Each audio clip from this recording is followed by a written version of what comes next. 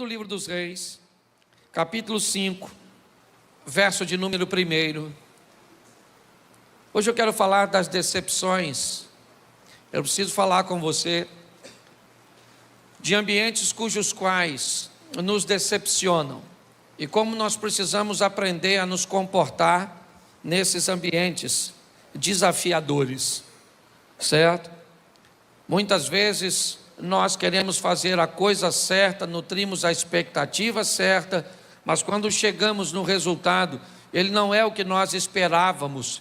Então, vamos ter que lidar com a frustração, vamos ter que lidar com a percepção, e muitas pessoas não estão aptas para isso e acabam não conseguindo concluir a sua história, porque não aprenderam a lidar com decepções. Capítulo 5, Gênesis, ou 2 Reis 2. E Naamã, chefe do exército da Síria, era um grande homem diante do seu senhor e de muito respeito, porque por ele o Senhor dera livramento aos sírios. Era este varão um homem valoroso, porém leproso. E saíram tropas da Síria e da terra de Israel, e levaram preso uma menina que ficou ao serviço da mulher de Naamã. Disse esta à sua senhora: tomara que o meu senhor estivesse diante do profeta que está em Samaria, e ele o restauraria da sua lepra. Então entrou Naamã e notificou ao seu senhor, dizendo: assim e assim falou a menina que é da terra de Israel. Então disse o rei da Síria: vai, anda, e enviarei uma carta ao rei de Israel. E foi, e tomou na sua mão 10 talentos de prata, 6.000 ciclos de ouro e 10 mudas de vestes. E levou a carta ao rei de Israel, dizendo: logo chegando a ti esta carta, saibas que eu te enviei Naamã, meu servo, para que o restaures da sua lepra. E sucedeu que, lendo o rei de Israel a carta, rasgou as suas vestes e disse: sou eu Deus para matar e para vivificar, para que este envie a mim, para que eu restaure um homem da sua lepra? Pelo que deveras notai, peço-vos, e vede que busca ocasião contra mim. Feche os seus olhos por um momento. Senhor nosso Deus e Pai, em nome de Jesus, eis aqui a Tua palavra, continua falando conosco, usa-me como um canal de bênção nesta hora, pelo poder do nome de Jesus. Você pode dizer amém? Amém. Bom, nós vamos nos deparar com o primeiro texto, e ele fala da expectativa que este homem nutre ao receber a esperança de alcançar o que deseja. Naamã é um homem leproso, e na casa dele chega uma menina que traz uma notícia surpreendente. Para nós esse é o ano das surpresas. A notícia é uma notícia bem interessante, porque a menina começa a dizer coisas que Naamã nunca ouviu. Entra na casa dele informações muito estranhas para Naamã e para sua mulher. Uma informação que ele não conhece. Uma informação que diz que há possibilidade de cura de algo incurável. Há possibilidade de solução para algo insolúvel. O texto começa a dizer que esse camarada, apesar de ser alguém muito bem sucedido em alguma das áreas da vida, ele é alguém que conta com uma doença incurável, com uma situação degenerativa, que a cada dia que passa tem tendência a ficar pior. Ninguém pode ajudá-lo. Porém agora chega uma menina que diz para Naamã que se ele for até Samaria e encontrar com um profeta que está ali, esse profeta é alguém que pode fazer por ele o que ninguém pode. É uma informação, a princípio, apesar de extremamente esperançosa, ela está na boca de alguém bem improvável. Ela está na boca de uma menina que é estrangeira, há um distanciamento, não tem como verificar a informação, não dá para saber se é verdade, se não é, se a menina está querendo ganhar crédito com seus patrões, receber algum benefício. Por que é que uma menina que é levada escrava vai querer o bem daquele que a escravizou? Não faz muito sentido o que está acontecendo na casa de Naamã.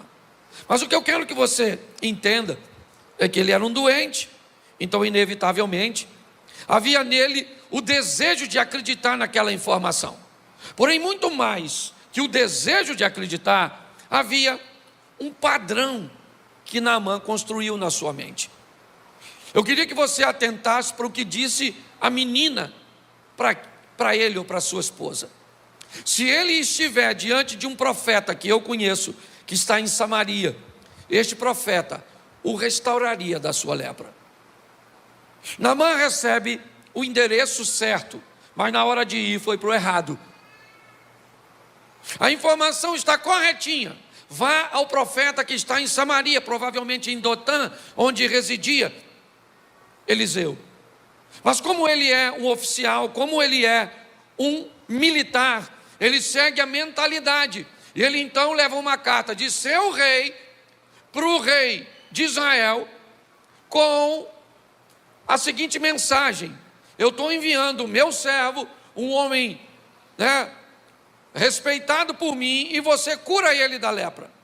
Quando Naamã entrega a carta, o rei de Israel se desespera, porque ele acha que aquele é o motivo para que a guerra torne a acontecer. Ele acha que é um motivo provocativo.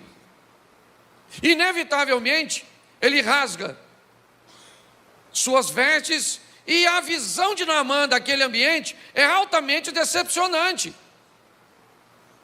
A menina na casa dele nunca disse para ele: vá ao rei de Israel. A mensagem é: procure um profeta que está em Samaria.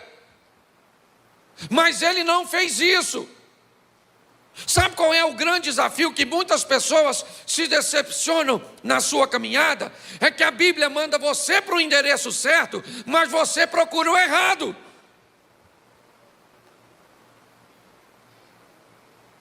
Muitas pessoas hoje se decepcionam, chegam aqui na igreja decepcionadas com lideranças, com relacionamentos, com experiências negativas, simplesmente porque posicionaram-se de forma errada.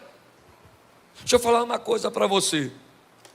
Por mais que sejamos um corpo, e somos, por mais que uma igreja seja uma bênção, e aprenda uma coisa: o relacionamento que mais te sustenta é o relacionamento que você mantém com Deus.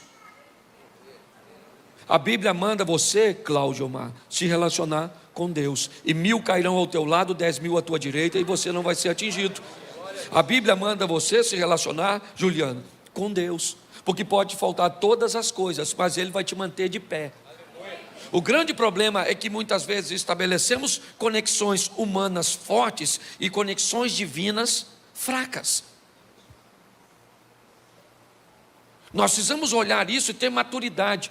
Por quê? Porque quando ele começa a sofrer decepções, uma em cima da outra, ele espera que o rei o cure, e o rei não cura.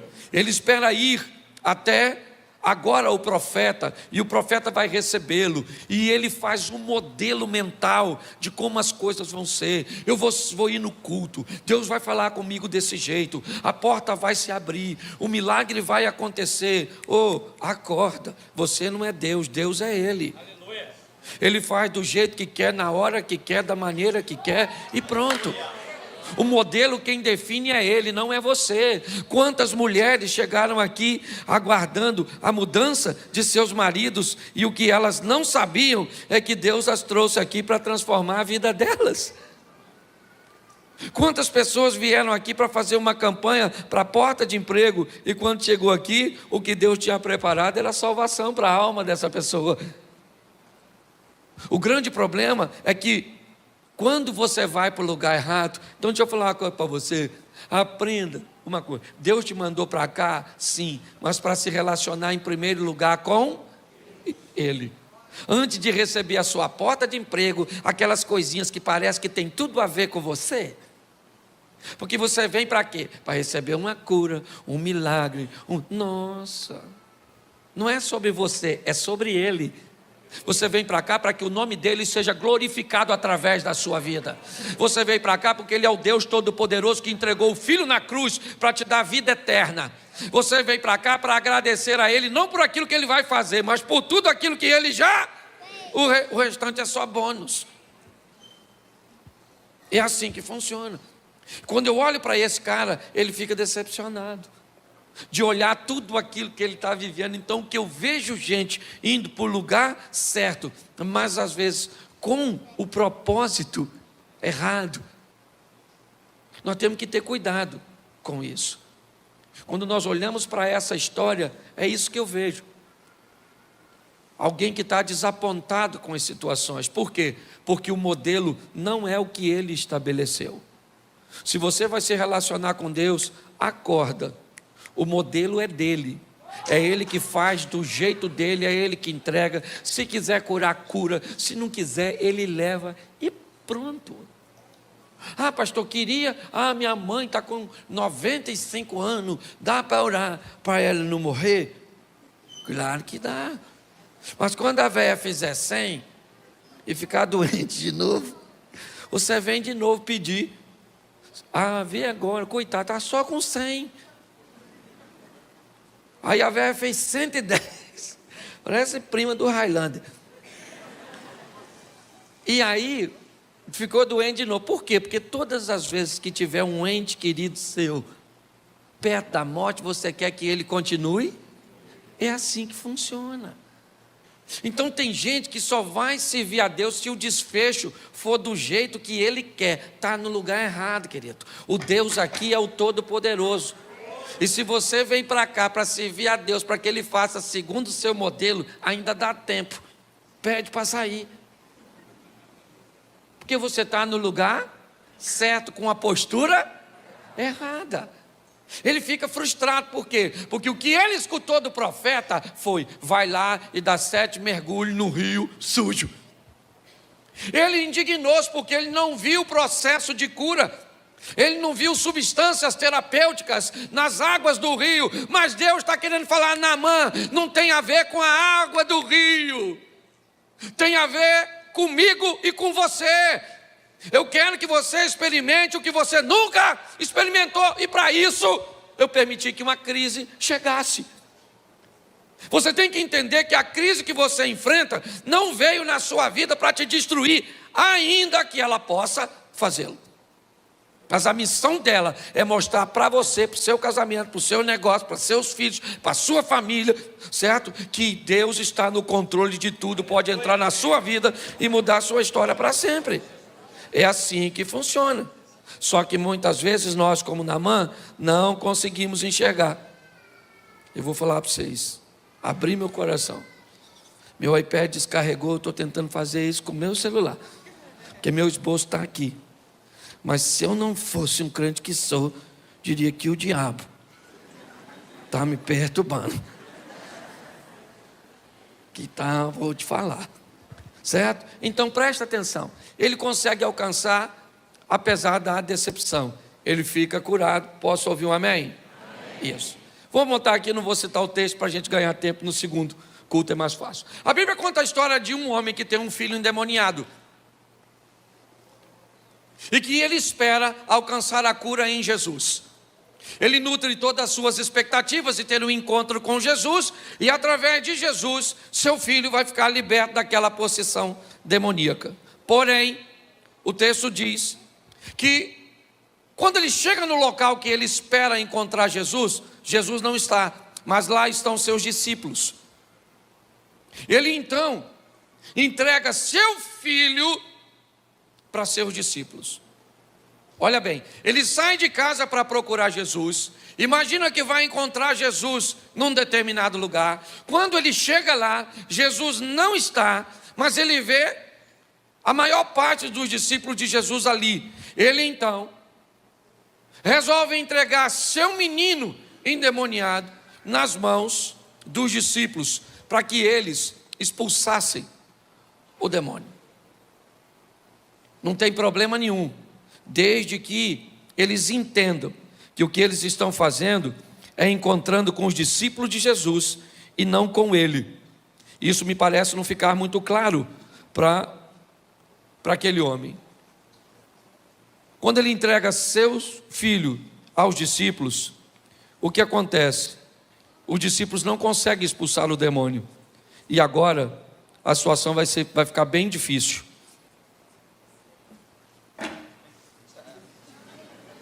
Deixa quieto. Certo?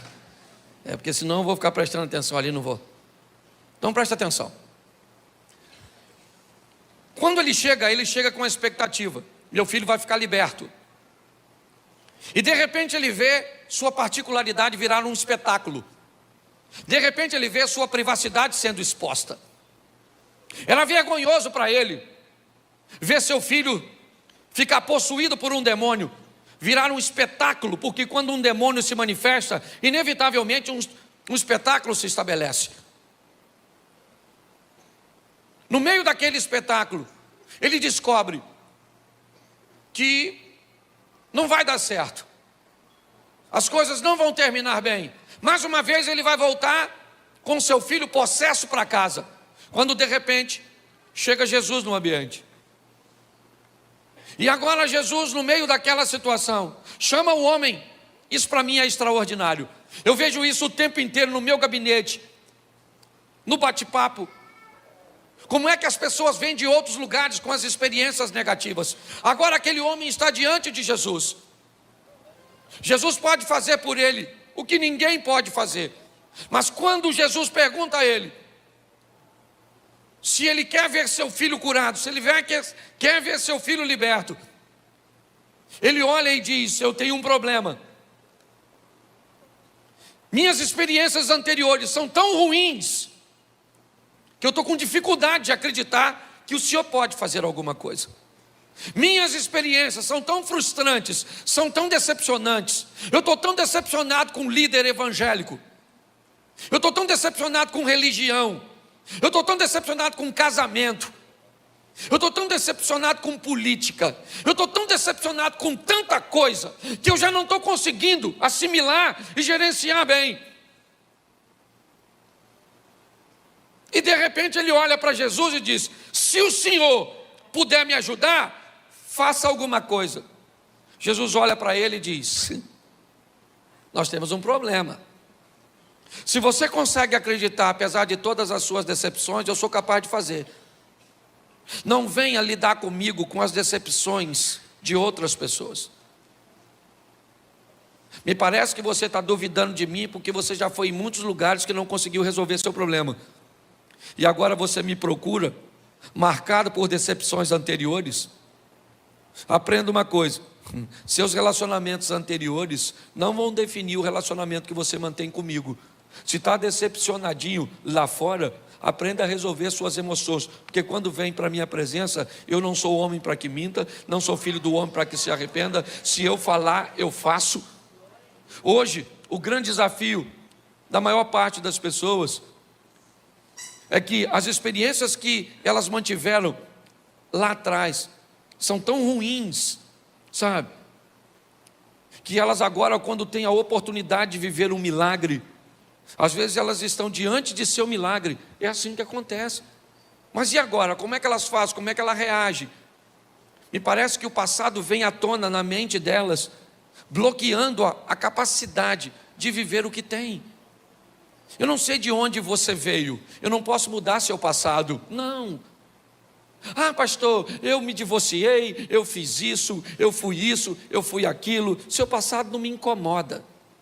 O que me incomoda é o que você planeja fazer de seu futuro. Isso sim. Eu não posso mudar. Eu posso te influenciar a viver um estilo de vida extraordinário.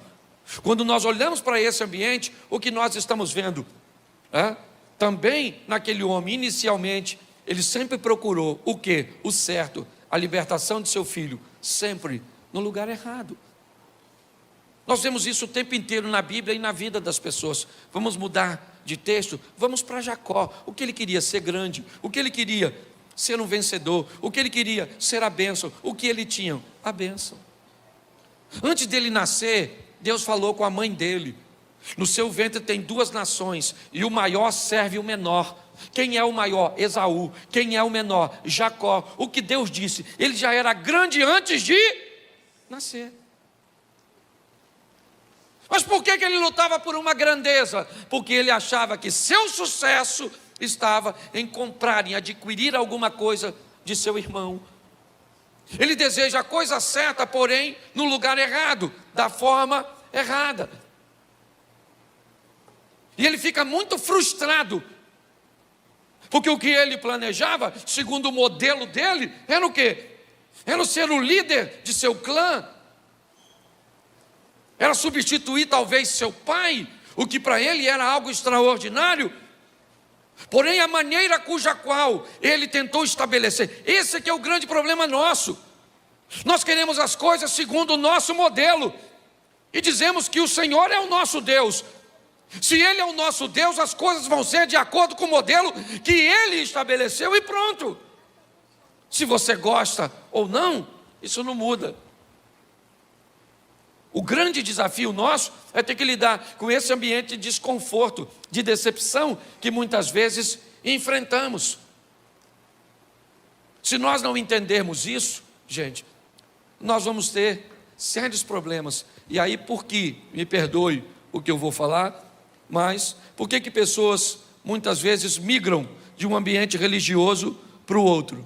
Porque é mais fácil mudar de igreja do que mudar de postura. Porque é mais fácil mudar de igreja do que corrigir comportamento.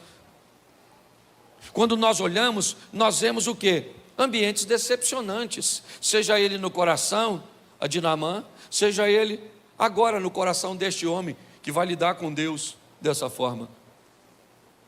Quando nós olhamos para a historinha do homem que está no tanque de Betesda, o que vemos? A mesma coisa. O que ele está? Decepcionado com as pessoas. Ele está ali há tanto tempo paralisado, não consegue chegar numa água que supostamente se movimenta trazendo cura. O que ele quer? Chegar lá. Para quê? Para ficar curado. E o que ele tem agora? A cura diante dele. E o que acontece? Ele não consegue lidar bem com esse momento. De repente Jesus está diante dele, fazendo a pergunta que ele mais gostaria de ouvir: você quer ficar curado? Ele disse: ninguém me leva lá não. Lá onde, cara? Eu estou perguntando se você quer ficar curado. Ele diz: mas ninguém me leva lá. Eu estou sempre aqui negligenciado pelas pessoas que não observam a minha dor, que não observam a minha solidão, que não observam a minha necessidade. Eu estou sempre aqui vivendo isso. Eu estou cansado de tudo isso. Jesus está perguntando: eu não quero saber de suas decepções anteriores. Eu quero saber se você quer a oportunidade de mudar a sua vida. Preste atenção, passado é passado. E aqui todo mundo tem passado duro. Aqui tem gente que foi traído, tem gente que foi abandonado, tem gente que foi esquecido, tem gente que foi adotado. Aqui tem gente de todos os tipos. Todo mundo aqui tem passado e ele não é fácil para ninguém. A minha pergunta é: o que você quer de futuro? O que você planeja para o seu amanhã? Essa é a minha pergunta. Nós precisamos tomar um posicionamento diante de Deus. Por quê? Porque estamos numa oportunidade. É isso. O que Deus está nos dando, eu tenho falado o tempo inteiro. Oportunidade, está lá. 2 ofertas, já foi falado aqui pelo Smith. 2 ofertas, 2. Por quê? Porque tem 2 pessoas fazendo. E uma tem um resultado, outra tem outro. A Bíblia o tempo inteiro está falando isso. Tem 2 mulheres moabitas que podem ir para Belém para mudar a sua vida. Uma vai e a outra não. Por quê? Porque uma quer e outra não quer.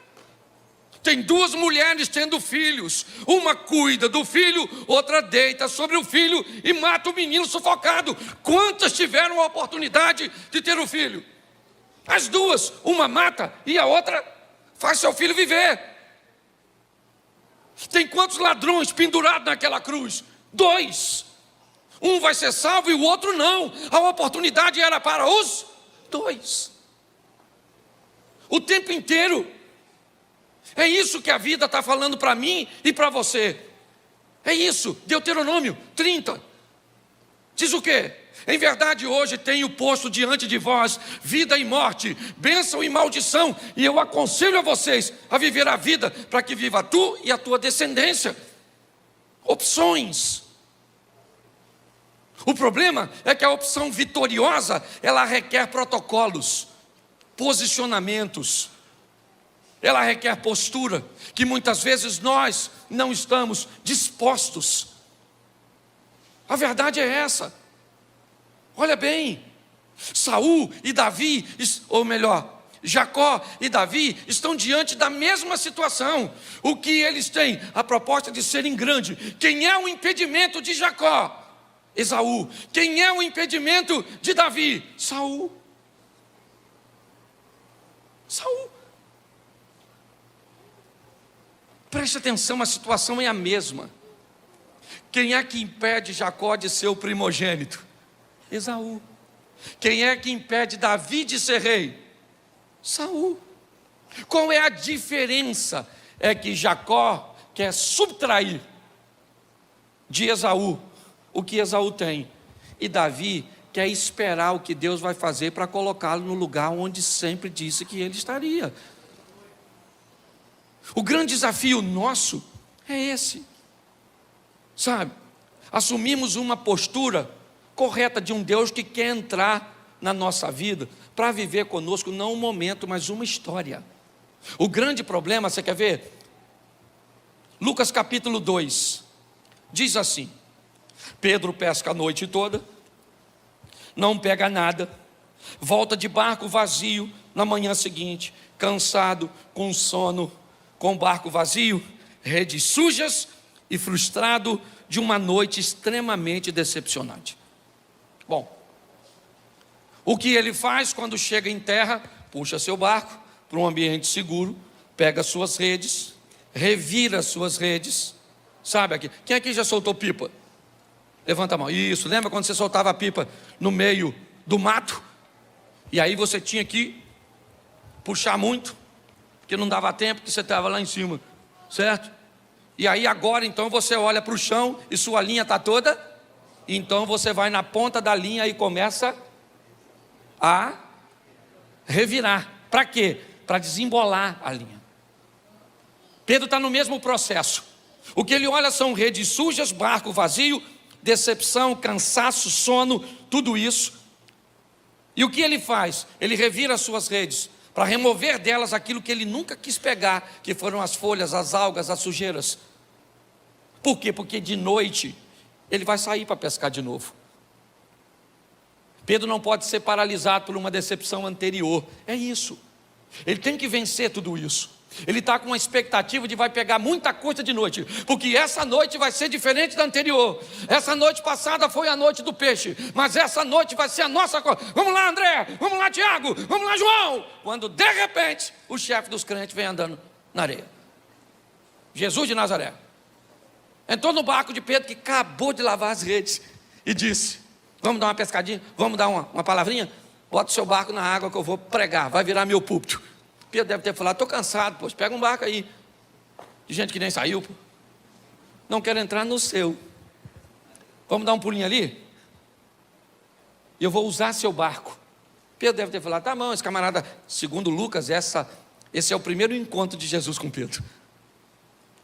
Provavelmente Pedro já ouviu falar dele, mas ainda não fazia parte da patota. E agora, Jesus entra no barco, eu imagino Pedro com sono, escutando aquela palavra que devia ser maravilhosa, mas sono é sono, certo?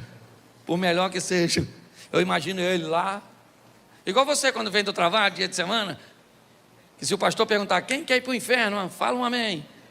Já lotou um ônibus, certo? Você já fez isso, é ou não? Escute só. E agora nesse ambiente, nós olhamos, Jesus termina de falar e diz para Pedro um improvável: aí Pedro, vamos pescar? Pedro deve ter falado: amador, sempre os amadores, não sabe a hora certa, não sabe nada, mas vamos embora. Saiba de uma coisa, eu contei uma história aqui, vou repetir ela para vocês, porque você precisa saber e lidar com quem faz. Não trate Jesus como qualquer um. Um pastor estava apacentando suas ovelhas quando de repente parou um camarada na beira da estrada com um carrão. Olhou para o pastor que estava perto da cerca e disse: nossa, que rebanho bonito. Ele disse: minhas ovelhas. E o homem disse: se eu acertar quantas ovelhas o senhor tem aqui, o senhor me dá uma? E o pastor disse: dou.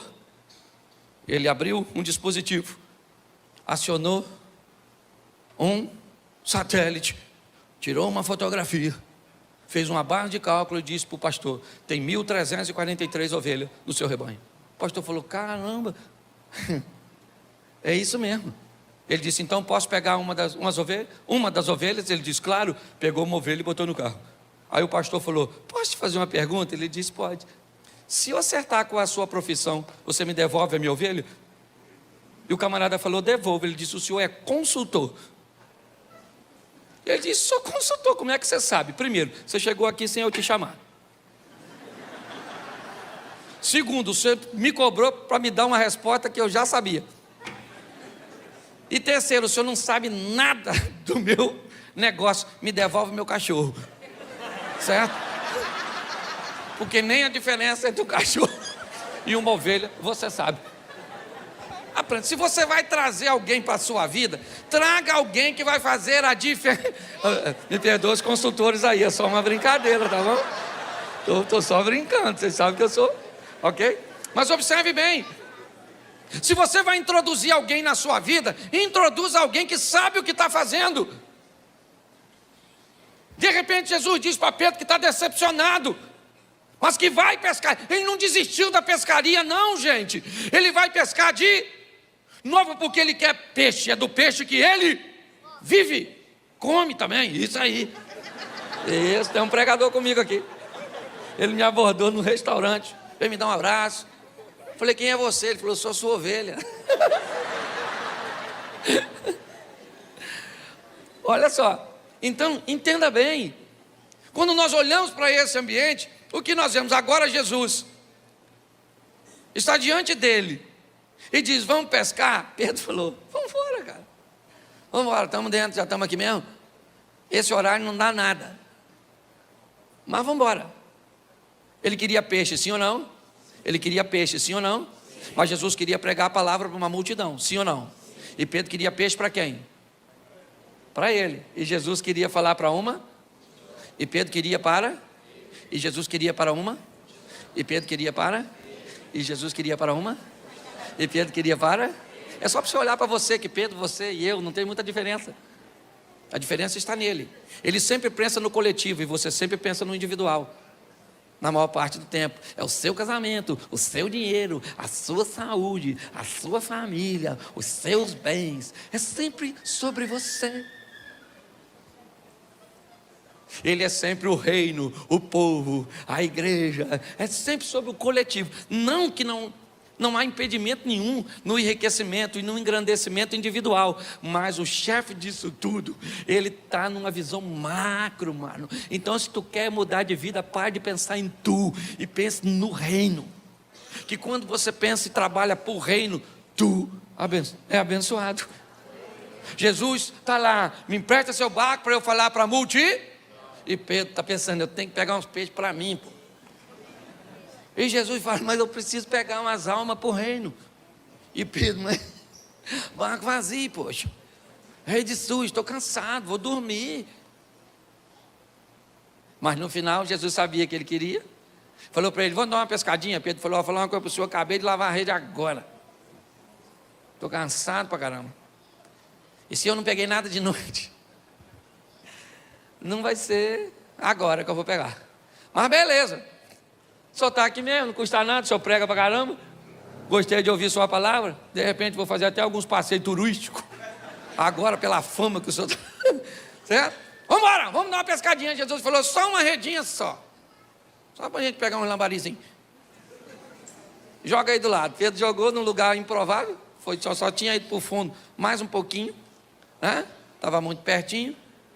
E aí quando Pedro começa a puxar a rede, ela está pesada.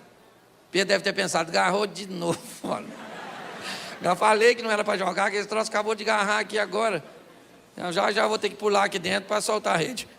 De repente ele começa a ver que naquele ambiente pesado, existe movimento, porque quem pesca é assim, segurou, é só ficar quietinho e ter sensibilidade que o peixe come. Ele falou, tem peixe.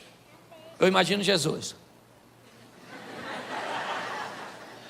Vamos puxar. Puxa, maluco. Puxa. E Pedro tenta puxar. Quando ele tenta puxar, não vem. E aí ele começa a gritar aos outros amigos que estão no outro barco.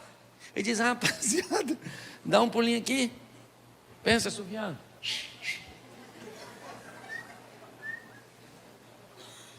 Alguém deve ter pensado lá, não pegou nada, ainda deve estar naufragando. Né? Deve estar afundando. Vamos lá, socorrer, Pedro. Chega lá, o que foi, Pedro? O que foi, irmão? O cara não prega só não.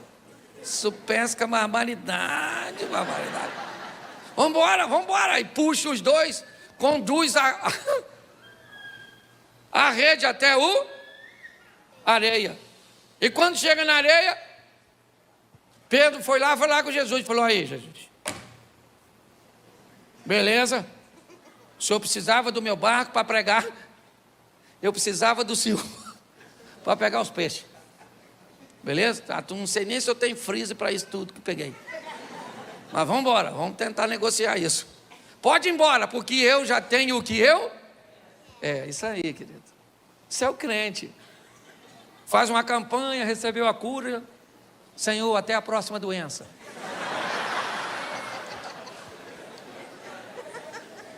Você está rindo de quem? O povo aparece, desaparece na igreja como se Jesus fosse um utilitário. Estou com uma crise no casamento, vamos separar. Aí Jesus entra, separar o quê, mano? Não tem um homem melhor que esse, é isso aí mesmo, mano. Convence você de que ele é ruim, mas é seu. Certo? Às vezes essa é a função Às vezes a função do Espírito é não melhorar seu marido. Não. É tornar a senhora melhor para suportar essa carga que a senhora pegou. Certo? Aí, melhorou. Sabe o que a pessoa faz? Vai embora. E a gente continua por aqui, né? Porque a gente não pode ir embora. Estamos igual o Pedro. Para quem iremos nós? Se só o Senhor tem palavra de vida eterna. Então tem gente que vem aqui, pega a bênção e vai embora. E o Satanás continua onde está. Certo? Aí ataca de novo. Aí vem a pessoa. Pastor, nossa. Numa luta. Fala, Conor McGregor. Isso. É MMA, de luta em luta. O que foi? Mas você não estava aqui? Pois é, eu estava, mas aí... Melhorou as coisas. Como melhorou, nós temos que ir embora para viver. E agora estamos sofrendo de novo. E tem gente que é assim. Por isso que tem gente que não pode ficar sem luta. Não pode. Tem gente que a vida não é vida, é um octogonal. Todo dia sobe um desafiante, querendo roubar seu cinturão. É assim que funciona. Pedro falou para Jesus, aí Jesus, valeu, pode ir embora. O senhor pesca pra caramba, nossa. Vamos falar até que é história de pescador. Aí Jesus falou, Pedro, nós temos um impasse. Eu não entrei na sua vida para viver com você um momento. Eu entrei na sua vida para mudar a sua história para sempre. Essa redinha que você está usando, Pedro, agora a partir de hoje é só hobby. Até porque Pedro vai pescar de novo, é só você continuar lendo as escrituras. Mas a partir de hoje, Pedro, você anda comigo e vai ser pescador de homem. Pare para pensar. Seria muito legal se fosse sobre nós, mas não é. Tem dia que nós vamos para casa não querendo voltar para a igreja. Tem gente que a gente ouve, tem dia que a gente ouve histórias de membros da igreja que a gente gostaria de deixar tudo e seguir a minha vida, meu casamento com minha mulher, viajar. Mas não é sobre mim nem sobre ela, é sobre o reino.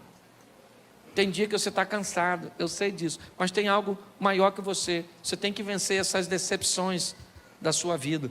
E para isso você tem que ir para o lugar certo. Para onde? Para o altar. É para Deus, é Ele. O que você está sofrendo hoje? Está difícil de carregar? Vai lá. E Ele fala, vinde a mim. O que Ele falou? Vai para onde? Isso, vai lá no pastor Cláudio. Vai lá no psicanalista. Vai lá no agiota. Vai lá. Não, ele disse: vinde a mim, você que está cansado e sobrecarregado, eu vou fazer um negócio contigo. Você me dá esse fardo pesado seu e eu vou te dar um leve. Beleza, esse leve eu vou embora. Mas fique tranquilo, não vai para longe não, que você vai botar peso nisso. E já está pesado de novo. Aí você volta aqui e troca comigo de novo. E nós vamos ficar nesse relacionamento, porque é assim que funciona. Sem Deus nós não podemos fazer nada. Eu não sei o que você precisa, mas se tem uma coisa que você precisa, é se conscientizar. É assim que funciona, não é? Glória a Deus, mais uma vez juntos, para compartilharmos a palavra do Senhor. Eu quero fazer uma reflexão com vocês aqui sobre uma temática que é, obrigado, campeão, o que eu mais tenho feito, basicamente, nos últimos tempos. Falar de relacionamentos, falar do desafio de conviver em família, e não apenas em família, né, mas viver num ambiente conjugal e viver a diversidade de todos os relacionamentos interpessoais, que não são fáceis. É importante que você entenda que a Bíblia sempre está focada em duas vidas. Quando você vai ver a carta do Apocalipse, uma das propostas é: ao que vencer, não sofrerá o dano da segunda morte. A Bíblia aqui nos expõe que há duas mortes, porém duas vidas. A conotação morte aqui quer dizer apenas separação. Quando a primeira morte acontece, é quando o espírito se ausenta do corpo, então o corpo perde a vida. Ou seja, quando há a separação do espírito do corpo, há a primeira morte. Porém, a segunda morte para acontecer é quando a alma se separa de Deus. Quando a Bíblia diz que ao que vencer não sofrerá o dano da segunda morte, é porque Davi disse a seu filho Salomão, quando estava morrendo: eu sigo pelo caminho de todos os homens, eu estou morrendo, meu filho. Mas Davi sofre o dano da primeira morte, mas não sofre o dano da segunda morte. Quando nós entendemos isso, eu acho que fica muito mais fácil nós nos relacionarmos.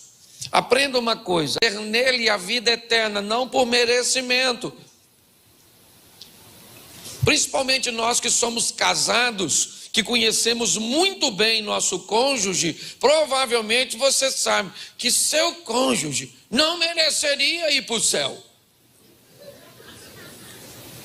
Aliás, você acha que ele nem veio de lá para a sua vida, certo? Mas por que ele vai?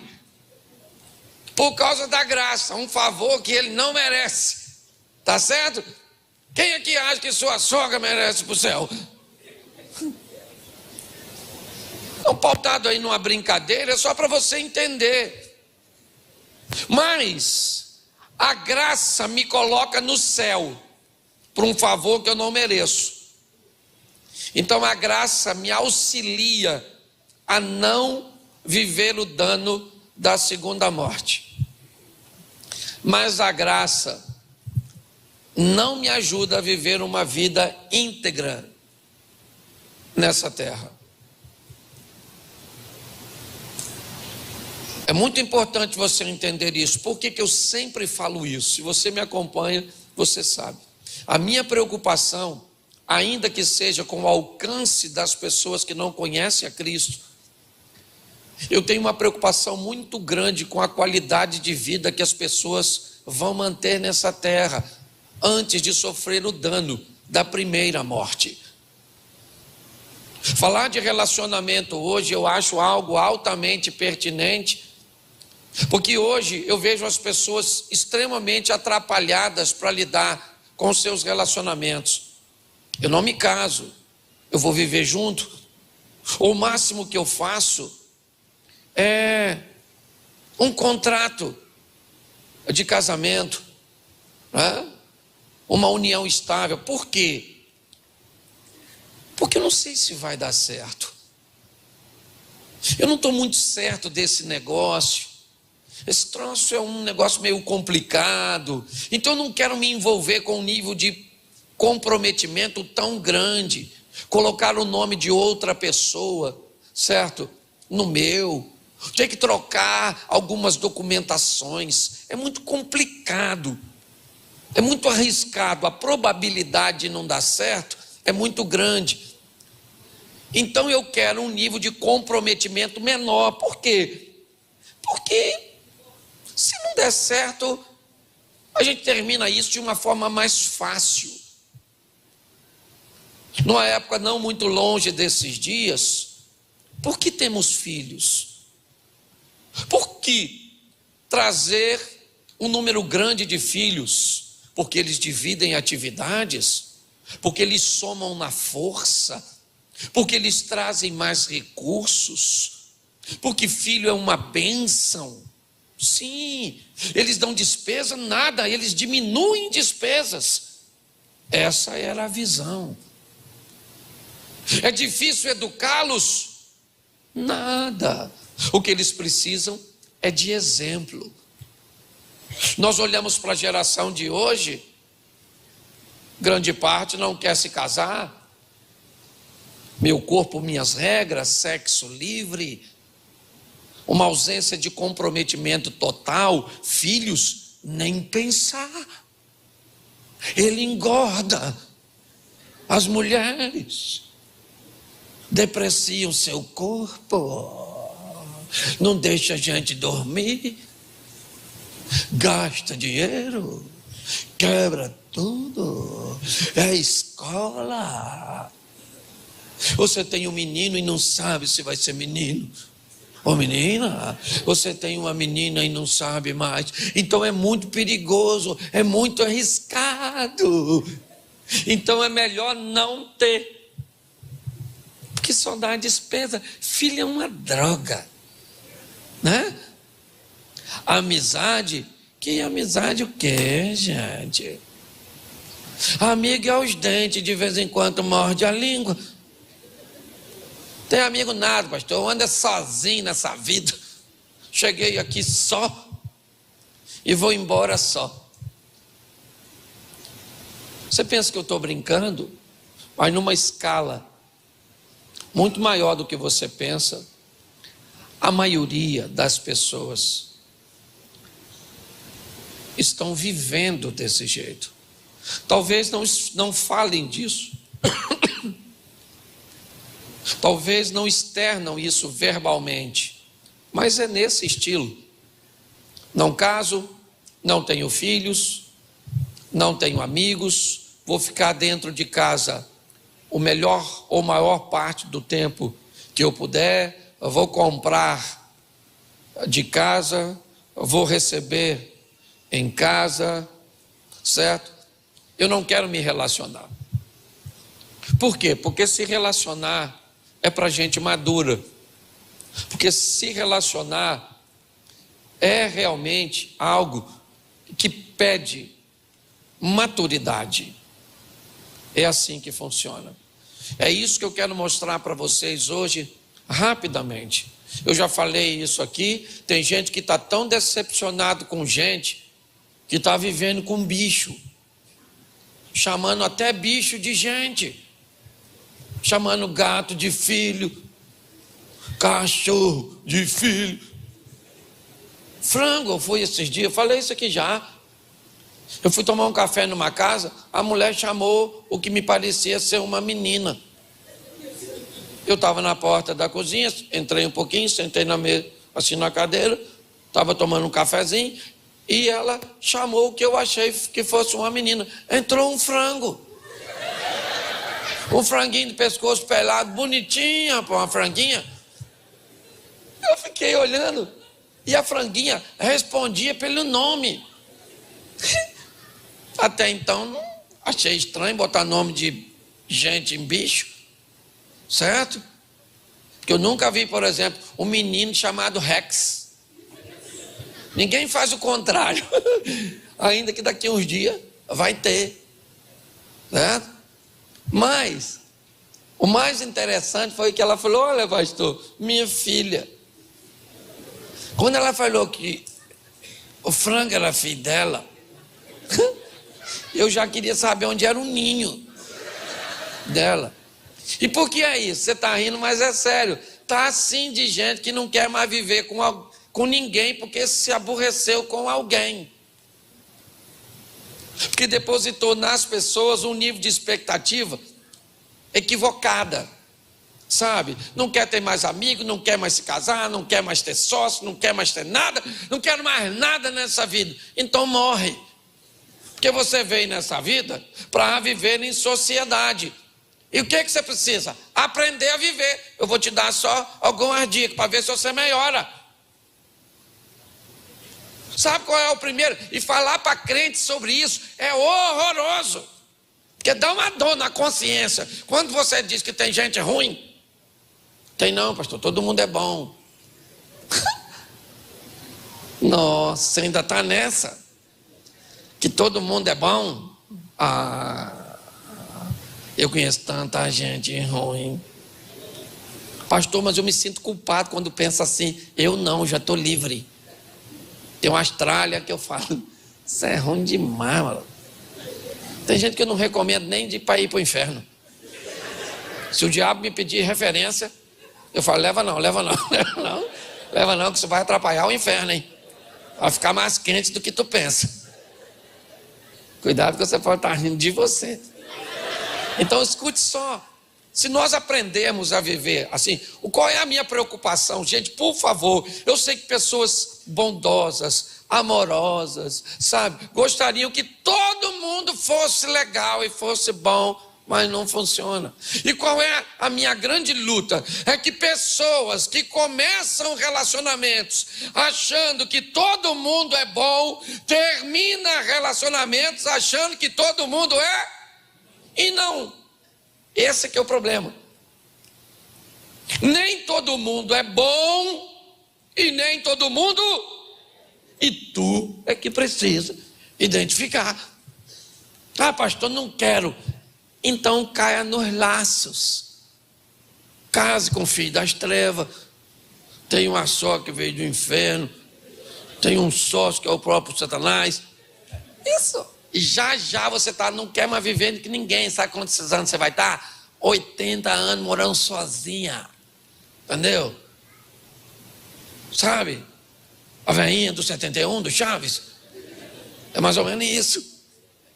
Então o que a Bíblia diz? Deixa eu te dar uma direção que senão virar autoajuda. E não é esse o propósito. Salmo 133 diz assim: ó, quão bom e agradável viverem unidos os irmãos.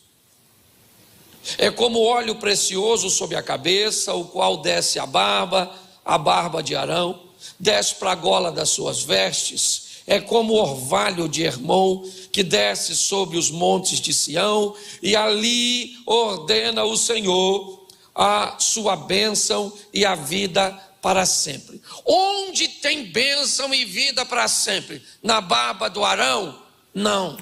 Onde tem vida e bênção para sempre? Nos montes de Sião? Não. Onde tem vida e bênção para sempre? Onde há união. Deus ordena a bênção. É o que o texto está dizendo. Se tem alguém que não quer ver você abençoado, porque é tão difícil montar equipe num ambiente corporativo, montar uma equipe numa equipe, ou num ambiente futebolístico, montar uma equipe numa igreja, montar uma equipe numa família, porque a Bíblia diz que onde uma equipe está coesa, onde há união, o que acontece? O que a união atrai? A bênção. Se a união atrai a bênção, alguém precisa trabalhar para que a bênção não se estabeleça. E quem é esse? O mal. Por isso que inveja, competitividade, sentimento de inferioridade ou de superioridade sempre está inserido num ambiente onde pessoas tentam se unir em prol de um propósito. Por isso é tão desafiador, porque o Salmo 133 se cumpre, ele é a palavra do Senhor. Bom e suave é que os irmãos vivam em união. Não é bom e nem suave conseguir o resultado disso. fazer as coisas certas para que isso aconteça. Isso não é bom, isso não é suave.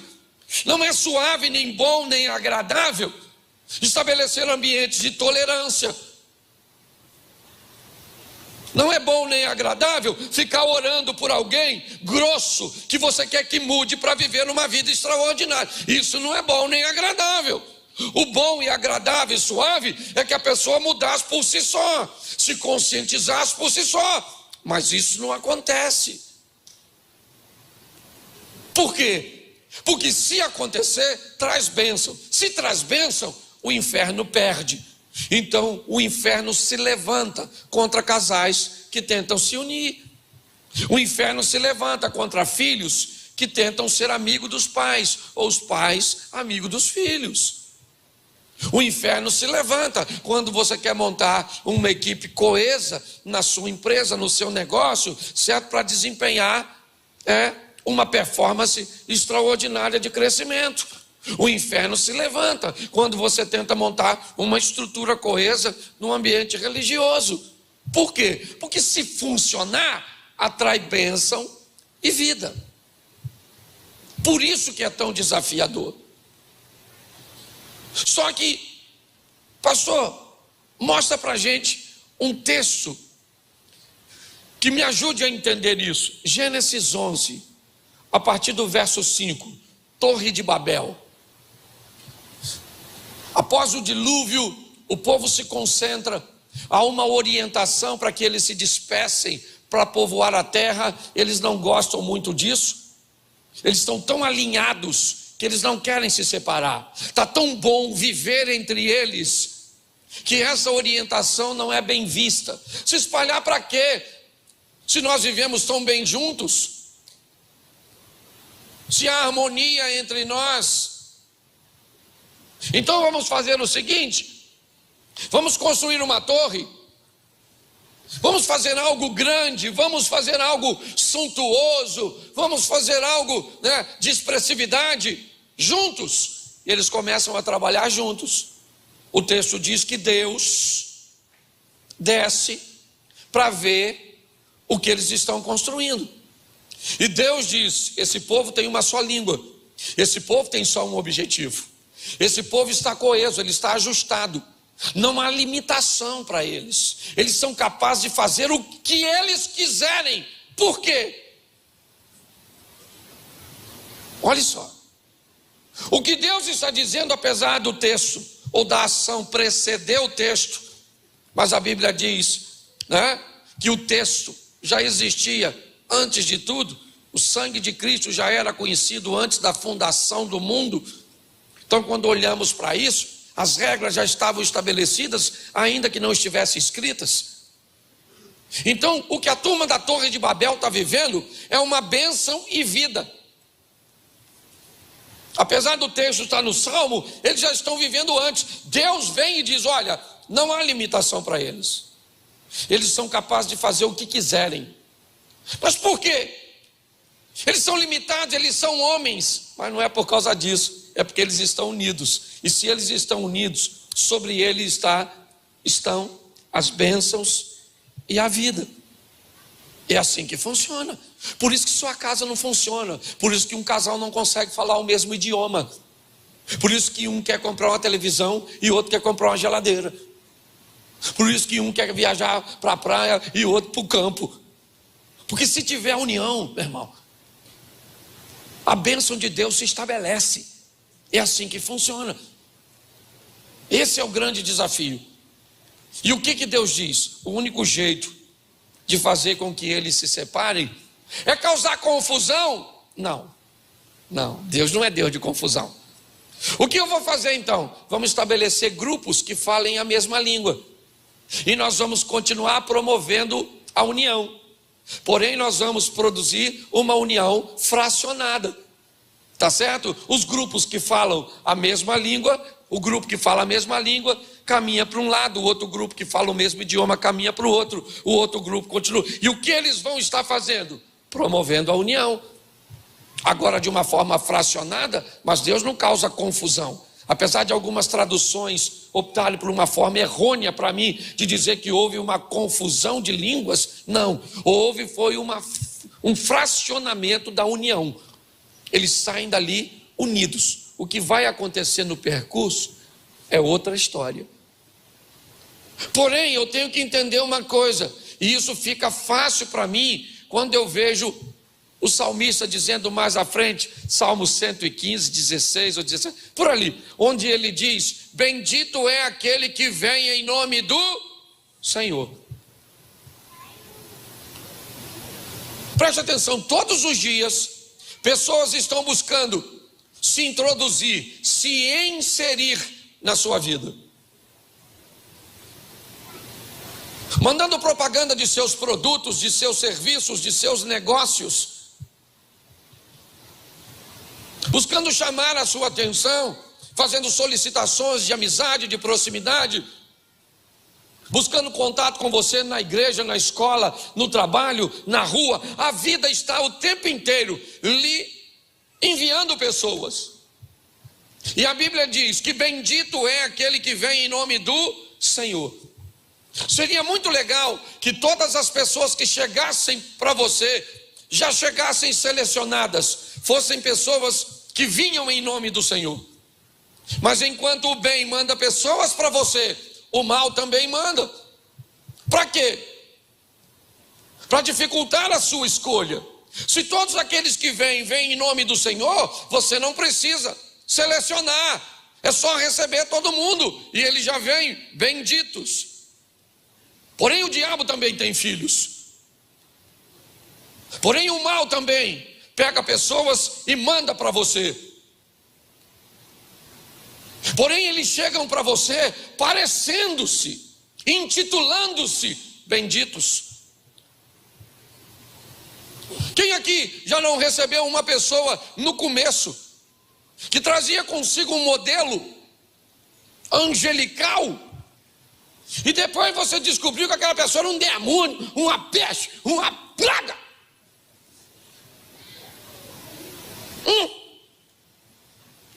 Seja quem for, um amigo, um namorado, um noivo, um sócio, porque quando chega tem que parecer com aquele que Deus mandou. Então chega tão gentil. Seu namorado seu, nossa, eu acho que o céu perdeu um habitante. Você é um anjo. Sério? Nossa.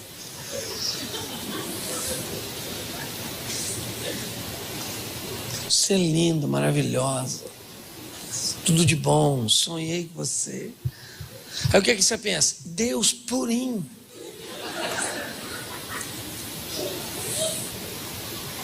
Pode notar. Tem gente que está tão carente que qualquer um que chega é de Deus. Esse dia o cara falou assim: pastor, olha só, Deus é bom de pastor. O cara falou comigo que se eu der 100 mil para ele me paga 25% de juros por mês. Pastor, isso é 25 mil. Eu vou vender minha casa. Vendeu. O cara sumiu. Levou o dinheiro dele todo. Aí veio me contar, porque eu só soube disso depois. Pastor, o cara parecia vir do céu. Falando que vai pagar 25%. Enquanto o sistema não paga um.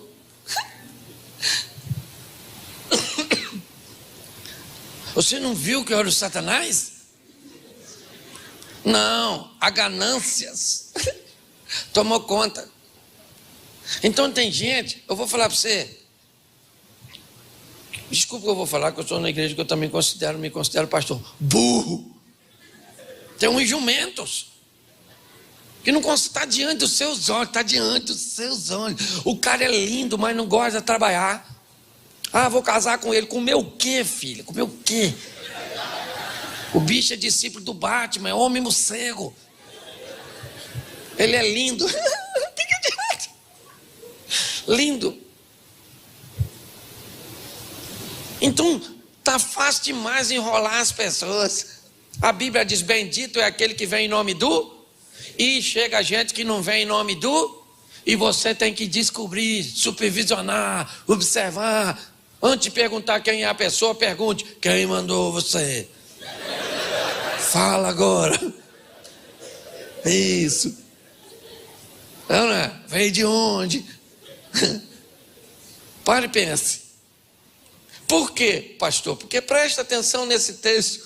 E aí eu entro na exposição. Jonas. Livro de Jonas, capítulo 1, verso 3. O capitão do navio está lá maneirão para fazer uma viagemzinha de Jope até Tarsis.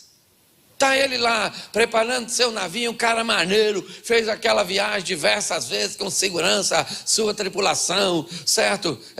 Todos os seus passageiros, todas as cargas, está ele lá, até que um dia o Jonas entrou no navio dele. Ele não notou, mas o Jonas entrou. E você sabe o que vai acontecer com o navio dele? Diga para mim. Vai acontecer o quê? Me ajude aí uma pregação interativa. Fala assim, vai afundar. Nossa, uma preguiça. Você já afundou. Nossa, eu acho que você está lá embaixo já. O barco do cara vai afundar. Ele é profeta? O capitão do navio? Ele desobedeceu a Deus? O que ele fez de errado? Deixou Jonas entrar no barco dele. Está assim de Jonas por aí, filho. Querendo entrar na sua casa. Esse dia uma mulher falou comigo assim, pastor, preciso desabafar. Falei, pode falar, querido. Pastor, uma amiga minha, pastor, um encarne comigo. Sabe, isso aqui fere. Comia no mesmo prato, ia para minha casa. Pastor, o senhor não sabe o que aconteceu? Falei, sei. Ela falou, o quê? Eu falei, está tendo um caso com o seu marido. Nossa, pastor, quem falou para o senhor? Falei, a vida. A vida já me avisou. Entendeu? Pois é, pastor, e agora? Falei, agora, querida, chora.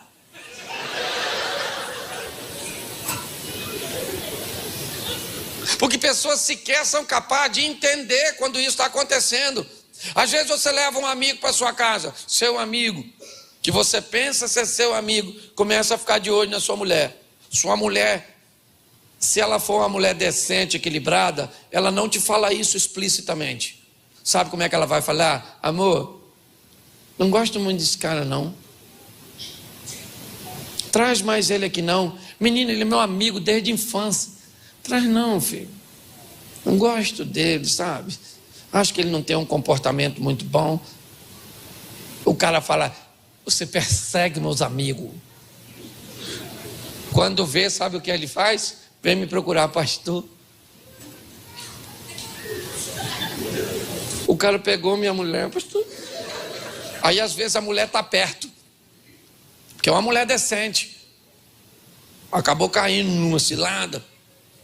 E aí eu falo, menina, ele falou, aí ela fala assim, pastor, cansei de avisar ele. Sabe o que ele fala? Avisou nada, mentira dela. Avisou no idioma dela. Você está rindo, mas está assim, ó. Provavelmente você está rindo que está lembrando de alguém que aconteceu isso. Porque a vida está o tempo inteiro. Então deixa eu te falar uma coisa. Se você vai viver com gente, primeiro, aprenda que quando alguém chega para você, ela chega trazendo consigo afinidades e diferenças. Gente que se aproxima de você tem coisas que aproximam você e tem coisas que distanciam, afinidades e diferenças, virtudes e defeitos. É assim que funciona. É desse jeito. Então as pessoas estão chegando. Vai te ajudar muito, muito, muito, se você já definir para você mesmo que tipo de relacionamento você quer manter com aquela pessoa. Tem um tipo de relacionamento que você não tem quase opção nenhuma com os parentes. Aquela turma que você não escolhe, você herda. Aqueles irmãos que foi seu pai e sua mãe que fez. Nossa, você olha e fala, Senhor, só eu que saí bom. E seu irmão fala assim, meu Deus, só eu que dei certo. Aquela turma que você basicamente não tem como evitar. Você pode até não ir em festa para não ver, mas vai ter que ir velório. Tem uma turma que você não tem escolha e vai ter que aprender a viver. Sobrinhos. Tem umas crianças tão terríveis que a mãe coloca 2 nomes para fracionar quem está dentro dela. Carlos Henrique. Aí chega domingo, o menino chega, você pergunta, o menino não veio não? E o garoto lá no canto diz, viemos. Você ri, mas é assim mesmo, o negócio, numa linguagem carioca, o bagulho é doido. Então tem aquela turma que você vai ter que aprender a conviver. Uns serão mais próximos, outro mais distante, outro você vai ter que botar no lugar dele, mas tem a família. E pensa num troço complicado. Porque aí casa, aí vem as outras, os agregados. Você casou com a mulher, pensou que era só ela, ela tem mãe. 7 irmãos, parece Branca de Neve. Não é verdade. Ainda tem uma bruxa que tem um espelho. Sim, esse é um tipo de relacionamento que basicamente você não tem muito o que escolher. Tem que fazer o melhor com o que tem. Entendeu? Ah, pastor, minha sogra é uma praga. Menino, ela nasceu depois que você casou? Nada, a velha já estava lá. Se fosse sua opção. Ou talvez você não tinha muito. Porque tem gente que passa dos 20 e poucos anos, né? Começa aquela cobrança, casou não, casou não, casou não. Casou não, casou não, casou não, casou não. Quem fala isso normalmente é casado. Pulou no buraco, quer ver os outros também.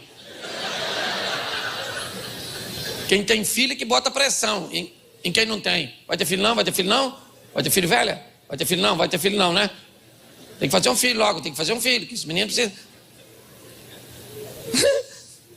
Eu nunca vi ninguém que não tem filho pressionando. É só a turma que já pulou no buraco e quer ver os outros lá dentro, não é? Então cuidado, não ser dos apelos, cuidado, tenha maturidade para fazer as coisas. Então, o primeiro relacionamento é esse, você não tem muita opção. Eu separei 5, certo? Segundo relacionamento é o de amizade, aqueles que você vai escolher. Aí você já tem opção. Com quem eu quero, que tipo de amizade eu vou ter. É só um colega? É um amigo? É alguém que vai ter acesso à minha intimidade? Eu começo a selecionar, certo? Por exemplo, você precisa de um critério muito grande, quem vai casar com você. Gente, até que a morte separe, é tempo. O pessoal está demorando a morrer, nossa. Esse ano fiz 30 anos de casado. Minha mulher tem uma saúde irritante, irmão. As pessoas não escolhem direito a pessoa que vai dormir com ela todo dia. Pastor, ela se transformou. Transformou nada, só se revelou. Já estava lá, já era das trevas. Aqui você estava sem comunhão com o Espírito. Quando esse anjo caído chegou. Aí você casou, e agora? Agora! Joelho no chão, leva, Senhor, leva. Certo? Fazer o quê? Até que a morte o separe, tem que chegar para alguém. Você está rindo, mas é sério. Então, que tipo de relacionamento eu quero ter? Eu tenho que entender. As pessoas chegam, os familiares chegam e não tem muita opção. Eu vou ter que conviver com eles, com muita sabedoria, porque às vezes são pessoas muito próximas, né, a nível familiar. Mãe, por exemplo. Uma das mulheres que mais causa problema no casamento dos outros não é a amante, é a velha. O cão chupando manga. Você acha que a mulher mais perigosa de um casamento é a outra? É a sogra. Não estou falando mal de sogra não, que eu gosto muito de sogra. Gosto mesmo, irmão. Certo? Eu gosto tanto de sogra, se minha mulher deixasse, eu tinha mais de uma. Mas a mulher não deixa, eu vou ficar com a só. É brincadeira. Certo? Mas escute só. Desafiador viver, por quê? Porque normalmente, para grande parte das mulheres, o menino é sempre uma criança. Pastor, minha vida acabou, pastor. Quando meu menino casou. Sério, menino, casou novo? Não, pastor. Ele está com 49 anos. Ele casou tem 15 dias. A senhora era mãe de Peter Pan, não é possível. A senhora deve ser sininho na terra do nunca. Libera o garoto, que já é um velho. Já está quase aposentando, é o menino dela. É a menina dela que quer mandar em tudo. Para comprar tem que pedir autorização. Ô rapaz, se você não consegue se libertar de uma mulher, não se aliança com outra. Sua mãe é linda, maravilhosa, salve, salve, beleza. Mas quando você casa, você tem que avisar a velha: mamãe, a partir de hoje, nesse filme, a senhora é coadjuvante. Aquela é a principal. Morri. Morre nada, ninguém quer essas velhas do outro lado não, meu louco. Nem o bem, nem o mal. Deixa eu mudar aqui, que senão eu falo demais. Num ponto só. Mas, gente, critério para escolher. Tá certo? Bom, eu preciso ter critério para escolher pessoas que vão entrar nos meus negócios, que vão entrar num ambiente corporativo, onde eu desempenho minhas funções, de onde eu trago meus recursos.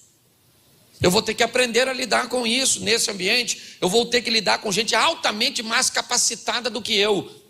Eu vou ter que lidar com pessoas menos capacitadas do que eu, mas mais bem posicionadas do que eu.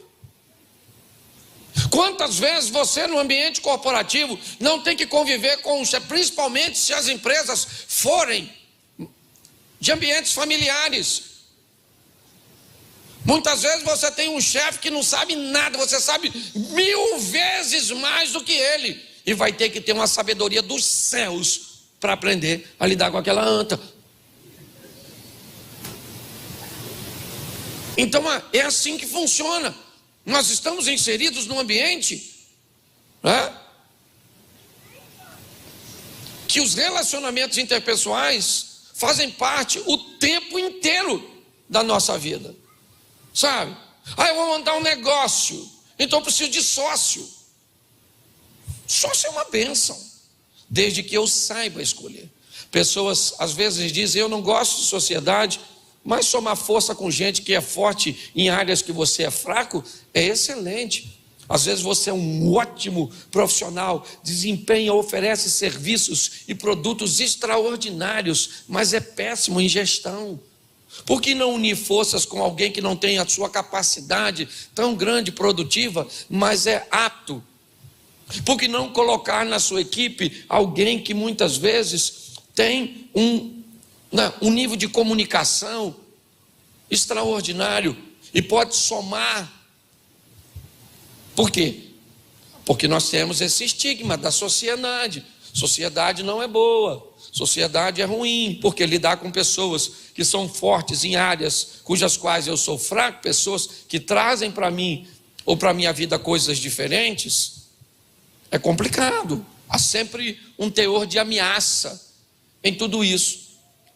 Então eu queria te dar algumas dicas que eu acho que pode te ajudar a manter, ou pelo menos continuar mantendo relacionamentos. Que o meu medo é esse, é de pessoas ficarem frustradas e dizerem: acaba o culto, eu vou embora. Por quê? Porque a igreja só dá confusão. Eu não vou mais em festa nenhuma, eu não vou mais em lugar nenhum, eu vou ficar antissocial. Por quê? Porque todo mundo é ruim? Não, não é porque todo mundo é ruim, é porque você foi irresponsável num ambiente seletivo de relacionamento. Então, primeiro, aqui, identifique a pessoa. Quem é? É fulano de tal. Então, beleza. Chegou na minha vida, chegou.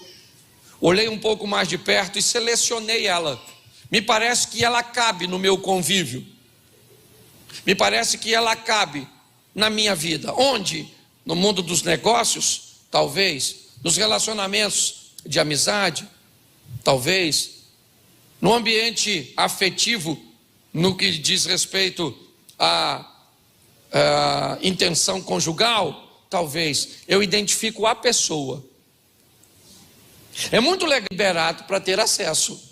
Tem que passar no seu crivo. É assim que funciona. Então identifique a pessoa. Certo? Segundo lugar, determine a área. Como eu disse, qual área essa pessoa está entrando? Ela pode entrar como amigo e terminar como cônjuge. Ela pode entrar como um amigo distante e terminar como um sócio. Ela pode migrar, porque ao longo do tempo você vai fazendo nesse relacionamento uma avaliação. Pare de receber todo mundo do mesmo jeito, isso vai te dar problema. Se você já identificou a pessoa e determinou a área, estabeleça agora a distância que a pessoa vai ficar. A que distância ela vai ficar da sua vida, da sua intimidade, dos seus negócios, dos valores que você arrecada, de sua intimidade, de suas fragilidades. Você não pode trazer todo mundo para uma proximidade muito grande, sem saber quem a pessoa é, porque muitas vezes ela pode não ser enviada do Senhor, e ao invés dela te ajudar e te beneficiar, ela vai te prejudicar. Outra coisa, defina o protocolo, defina como funciona a sua vida. Sabe qual é o erro de alguns pais? Olha, fulano faz isso na casa dele, lá pode fazer. Não é assim que se fala com filho. Filho é assim. O protocolo aqui de casa não é esse. Não interessa onde funciona, se você tem suas amiguinhas na escola que não fazem nada, não lavam uma louça, não lava a calcinha, não faz nada dela. Não interessa. Isso aí é lá. O protocolo aqui de casa é esse. E quem come do meu feijão tem que dançar a minha canção. Nossa, pastor, ditadura? Não, não é nada disso não. Hoje tem que bater no quarto do filho para entrar. Meu filho, posso entrar? Eu não estou dizendo, se você é um homem, vai pegar a sua filha, né? Mas se sabe que está tudo aqui, tem que dar uma batida, sem avisar, uma incursão, entendeu? Está lá muito quietinho lá dentro, chega assim perto da porta,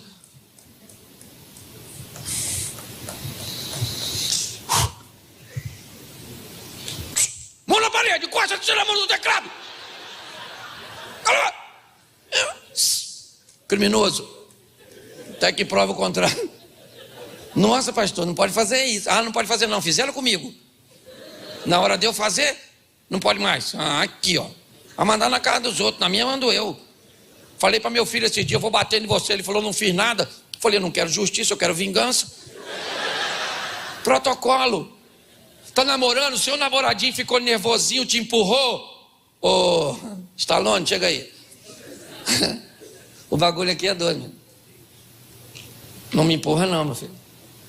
Porque se eu deixar você me empurrar, você vai para a próxima fase.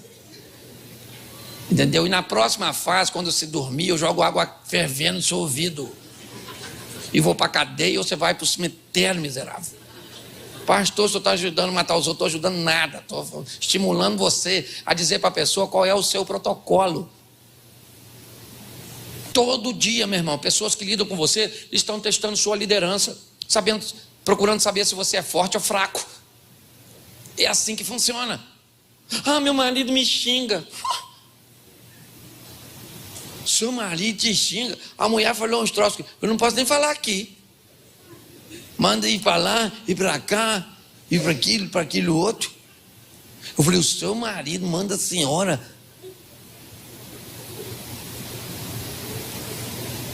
Eu falei, não acredito. Manda, pastor. Manda. Eu falei, não chora não, maluco. Foi você que deixou. E o que você faz? Eu mandei também, pastor. Então tá chorando de quê? Falei, querido, não era para mandar ele ir. É o dia que ele falasse isso pela primeira vez, você ligava para a sua família. Ô pai, dá um pulinho aqui. Isso.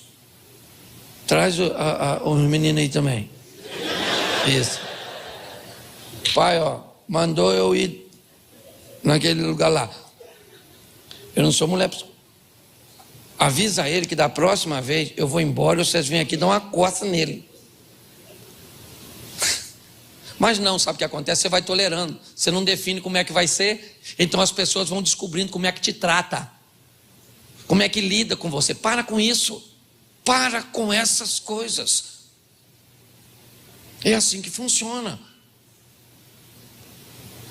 Se você não estabelecer o seu protocolo, se você não dizer, pode ser quem for, meu irmão. Temperamento é temperamento. Eu entendo isso e respeito. Tem gente que é explosivo, tem gente que é mais, tem gente que é isso, que é aquilo outro. Beleza, tem todo o direito de ser assim. Você só não tem direito de conviver com ninguém, se você não sabe tratar bem as pessoas. E é assim que funciona. O certo era você ser banido dos relacionamentos interpessoais. Ah, porque eu sou nervoso, porque papai era assim, mamãe era assim, é genético. Ah, genético. Certo? Então aprenda uma coisinha, e eu termino aqui. O dia que pessoas descobrirem que você tem coragem para promover e para rebaixar quem se relaciona contigo, ela te respeita. Pode ser quem for, meu irmão. Ultrapassou seu protocolo, ó, comigo não se relaciona desse jeito. Há um tempo atrás, um cara que eu tinha um relacionamento com ele legal. Ele foi na minha casa e fez algo que eu não gostei. 3 meses depois de fazer 2 atividades na minha casa e ele não está presente, ele me abordou. Pô, Cláudio, primeira vez eu não falei nada, mas a segunda vez você fez uma reuniãozinha e não me chamou, e eu falei, provavelmente isso vai levar mais uns 6 meses. Ele disse, por quê? Eu falei, porque você fez aquilo, aquele dia, e você sabia que não faz parte do protocolo da minha casa usar aquele tipo de vocabulário. Eu falei, ó, amigo, ou você corrige a postura para voltar a participar, porque gente com esse tipo de comportamento não cabe no meu futuro. Aquela de mosquitinho. Falei, meu irmão, Deus te abençoe, ok? Se corrigir a postura, volta de novo. Porque aprenda uma coisa, quem te machucou uma vez, não necessariamente te machuca para sempre. Pare de dizer, fez comigo uma vez, não faz mais. É? Porque você não erra com os outros, não. À medida que você pensa. Aí outra coisa, ah, pastor, eu perdoo, mas a pessoa lá e eu cá. Isso é maravilhoso. O problema é que com a medida que você mediu, você vai ser medido. Imagino eu, Jesus, falando, claro que eu te perdoo. Você lá e eu cá. Aí você dançou. Então dê sempre a oportunidade à pessoa para voltar. Dê sempre. Se há arrependimento, se há mudança de vida, porque isso é viver com gente. Hoje eu não tenho inimigo.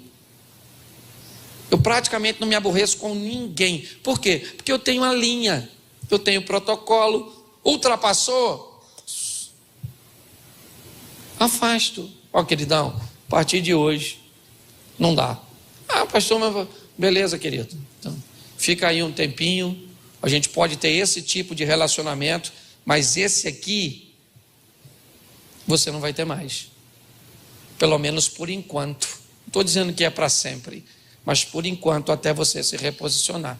Se você conseguir fazer isso, seja com quem for, seu filho grita com você, seu filho xinga você,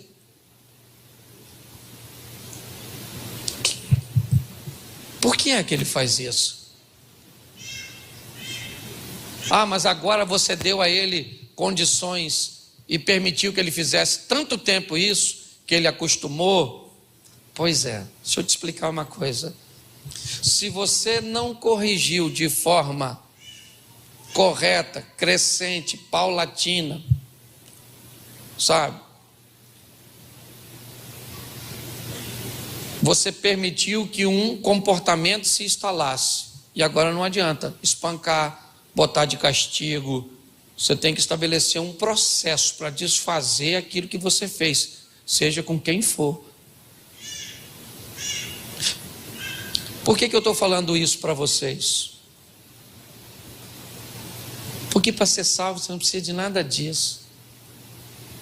Para ser salvo você precisa crer em Cristo. Você vai morar no céu. A minha preocupação é se sua estadia aqui vai ser um inferno. É disso que eu estou dizendo. Porque você vai demorar a morrer. E talvez sua vida fique tão ruim aqui que você vai desejar a morte. E não faz sentido. E isso, quem te dá não é a graça. Isso, quem te dá é a palavra. E como foi falado aqui, né, na administração da campanha, na administração da oferta, é botar em prática. É isso, é sair daqui para praticar.